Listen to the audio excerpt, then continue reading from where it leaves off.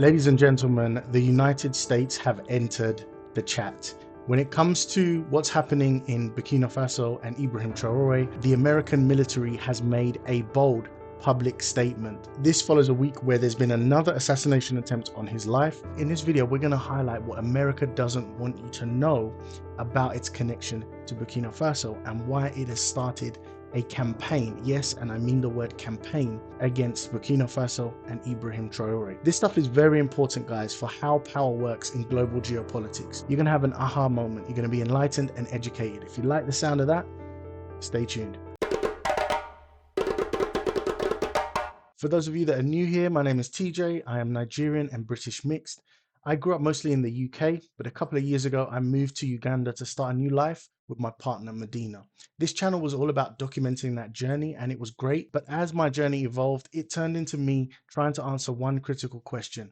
Why is Africa not reaching its full potential? And what do we have to do to get it there? Living here on the continent, I see all of these things that don't work how I know they could work. And so I want to know the reasons why. And yes, some of the responsibility I put on the shoulders of some of the people in the continent. But there is a great deal of meddling that happens from the West. What I realized is that the West paints this picture that it is the righteous party in any meddling it does around the world, particularly in Africa. But the truth is there is plenty of dark, nasty, secret underbelly dealings that happens between the West and Africa. Which brings us onto our story today. Ibrahim Traore is the most popular leader in Africa, not in his country, in Africa.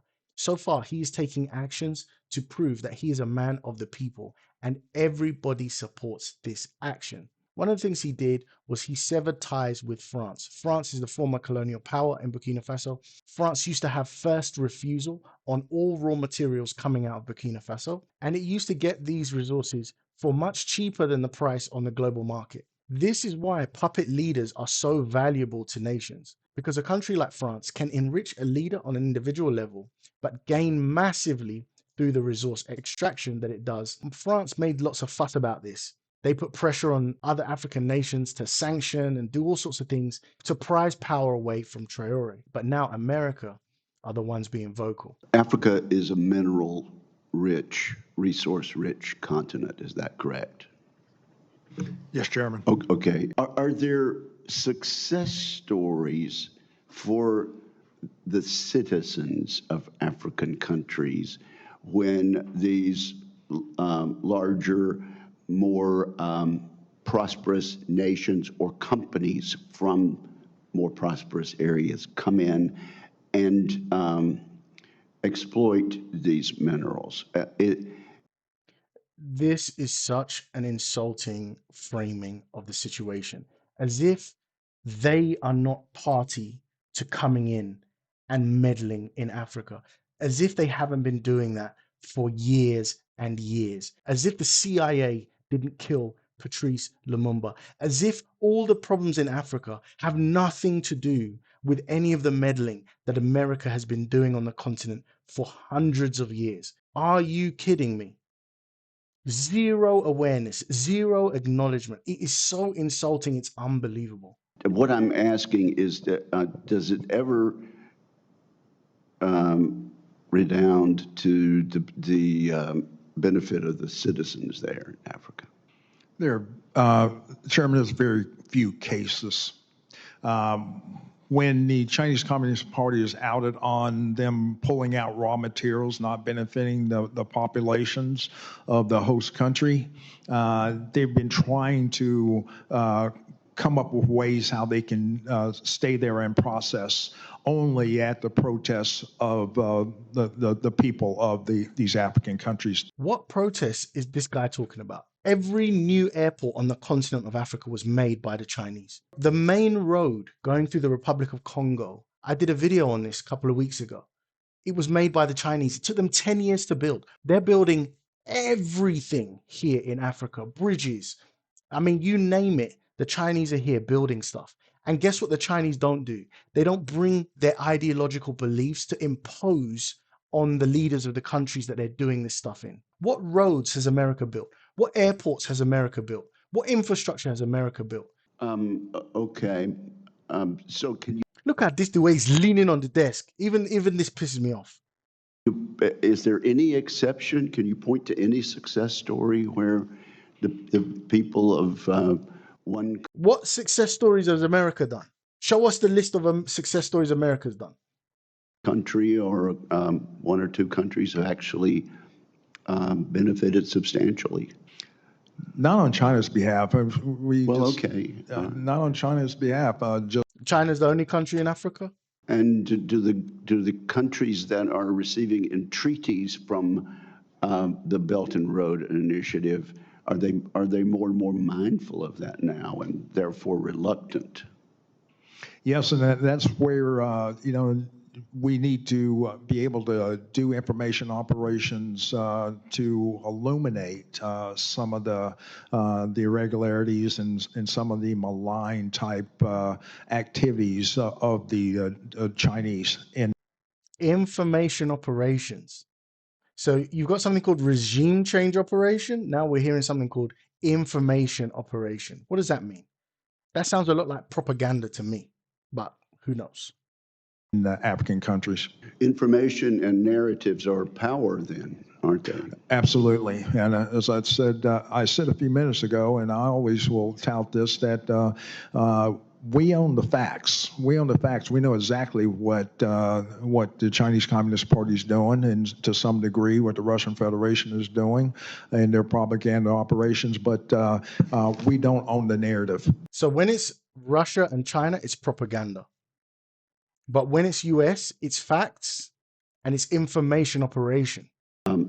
How does our U.S. approach compare and contrast to the approach of Russia in Africa and also communist China in Africa? Oh, Chairman, we've always had the lead. So what you're seeing in those two competitors or challengers, they're following in our wake. They see what works as far as our influence and deepening partnerships through those soft powers, whether it be health diplomacy or whether it be in development type programs. So they're following in our wake, trying to replicate what we do best. And I think the African countries know this, and so this is where, as we start to look at going forward, as State Department starts to reset these programs, looking at what worked and what didn't work, and doubling down on what does work. I think we have enough capital built up in these countries for them to ensure their stabilization and also prosperity. So listen to the contradiction. Whenever a country comes in and helps Africa, does it benefit the people? He asked that at the beginning. This Mr. Langley here said, very rarely, it never benefits the people. And he put all the emphasis on China, as if America has never come in and done anything. The results of what Africa is a result of America's meddling, just as much as any other country. So America bears that responsibility. But now they're saying America's been taking the lead. And Africa loves what America does. If that's the case, where are the results? Almost every single African country is clambering to make deals with Russia and China, joining the BRICS nations. Every African country is trying to do that. There's no scenario, as he rightly put, where the citizens of Africa are benefiting because America has done this or that. It's very, very minimal. And whenever you do find that, which, I'm willing to admit that it does exist in pockets here and there. It's like they give with one hand and take with another.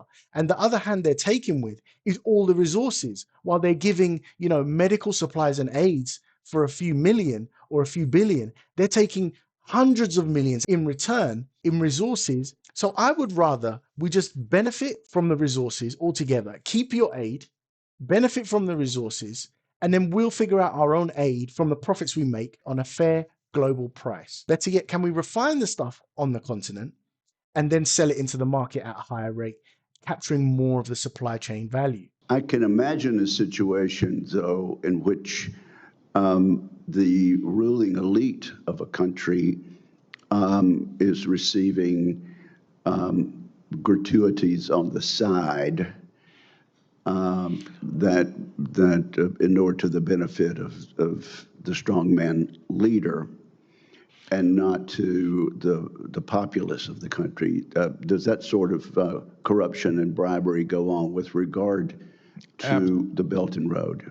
Absolutely, Chairman. I see this, and I don't mind calling them out, but Captain Traore and Burkina Faso, as they know that both, whether it's their gold reserves, that is all those proceeds are just in exchange to protect the junta regime. So there we have it. He told on himself. I'm going to call him out.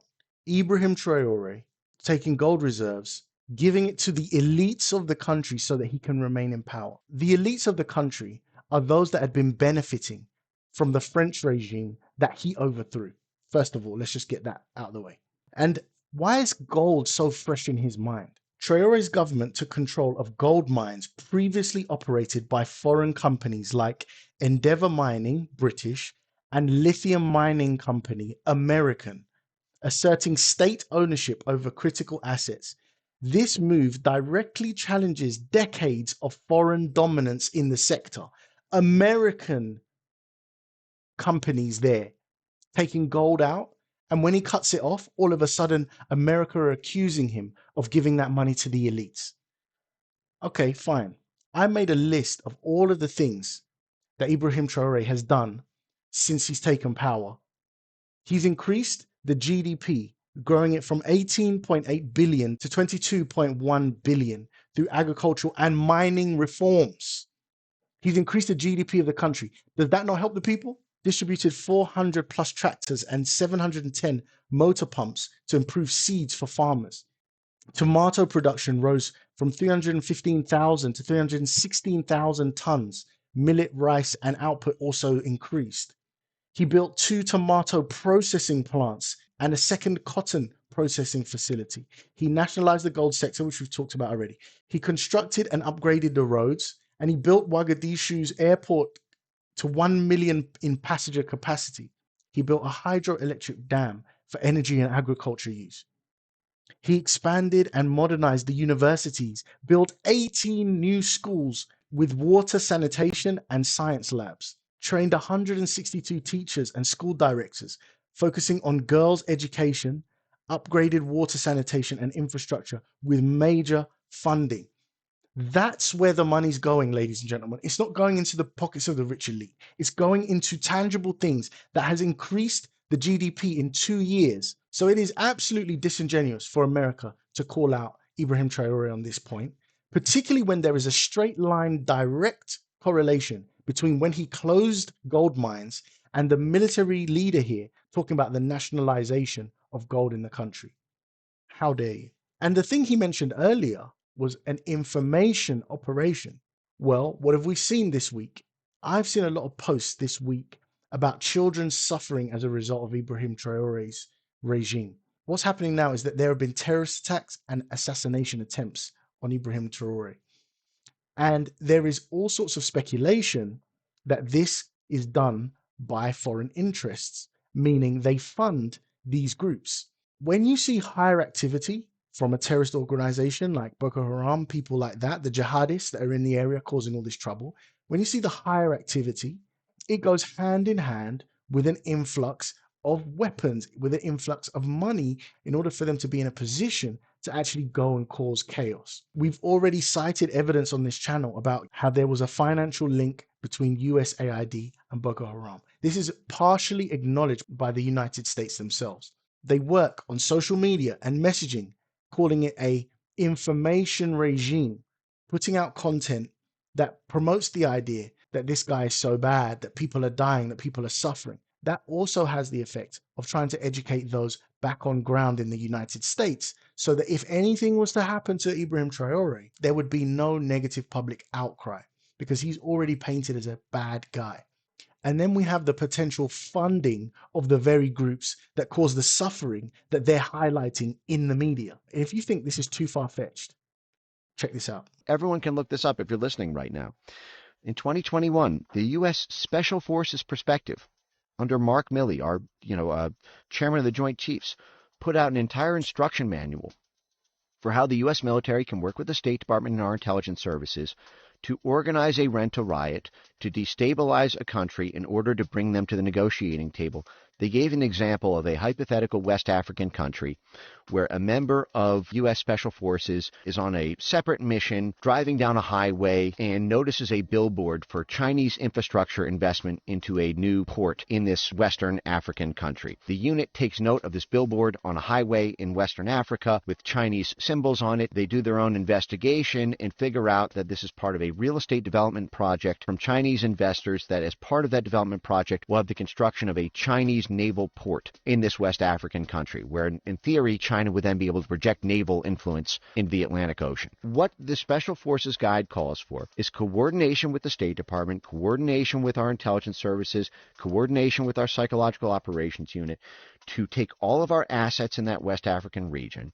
And in that case, what they did is they planned to work with the unions. What they did is they embarked in a social media influence campaign. Well, actually, there was one thing that happened first, is they first then went, in this hypothetical, the State Department sent a delegation to persuade the West African country to forbid the development license to the Chinese developer. And the head of that West African government said no. Because something was happening in the hypothetical in the next 30 days, there was a time sensitivity to generate an instability event to stop this using time-sensitive emergency. And so the way they generated that was they worked with their union contacts in the region and the media contacts in the region and created this whole social media campaign to inflame the sentiments of the West African labor union workforce who were working for Chinese companies at the time. Because in this hypothetical, the Chinese mining firms and Chinese industry, was employing a lot of these Africans. And it was to destabilize the country, to bring the mines, to bring the factories, to bring all of the Chinese production in the region to a halt, and to put all these Africans out of jobs, and to bring the African government effectively to a standstill. At the same time, in their own Special Forces manual, it called for support from U.S. aid to provide these same striking miners alternative jobs, so that while they were striking from the Chinese labor companies, they were still getting paid by U.S. taxpayers. So they were financially bribed, effectively, to boycott Chinese industry and to devastate their own country's government, create this crisis, and then use the State Department delegation to go back